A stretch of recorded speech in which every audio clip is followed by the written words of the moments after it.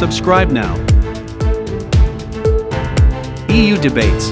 The rationale of EU continuing its role, or let me rephrase it, the rationale of the High Representative to continue his role as coordinator of the JCPOA and then, of course, of his team to engage with the Iranians is to bring the nuclear accord back to its delivery. This is something that the EU member states want. This is something what the participants of the JCPOA want. This is something what the international community wants, because the JCPOA is an important part of the non-proliferation architecture, ensuring the stability in the region but also beyond. So of course it's in the interest, and it's the role of the coordinator actually to do everything he can in order to save this agreement and to make everything possible to bring the ongoing talks about the full compliance or getting back to the full compliance of the JCPOA to the successful conclusion. This has been done in Vienna now. It's been done through bilateral activities, among them also the chief negotiator who is acting on behalf of HRVP as the coordinator. So the chief negotiator, Enrique Mora, is in Tehran exactly to move these talks forward, to be able to go back to Vienna and to conclude them in a positive way, because there is the shared assessment and the shared commitment of all the participants and the wider international community about the importance of this agreement.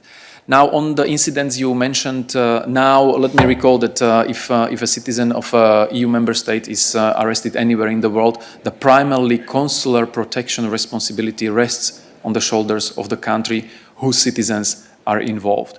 And then, of course, the EU is always ready and happy to act in or upon a request and in cooperation and coordination with this particular country in question.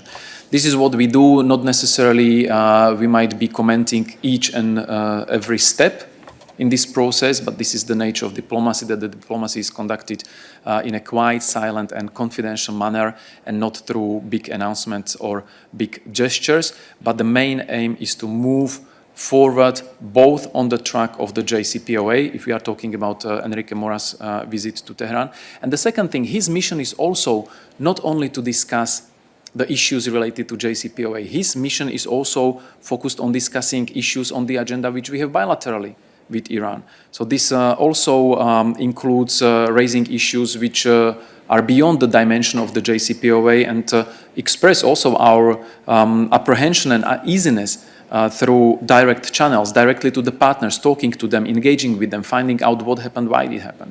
So that's, again, that's the nature of diplomacy. Of course, you are right. I mean, this is not the first time citizens of an EU member state have been arrested.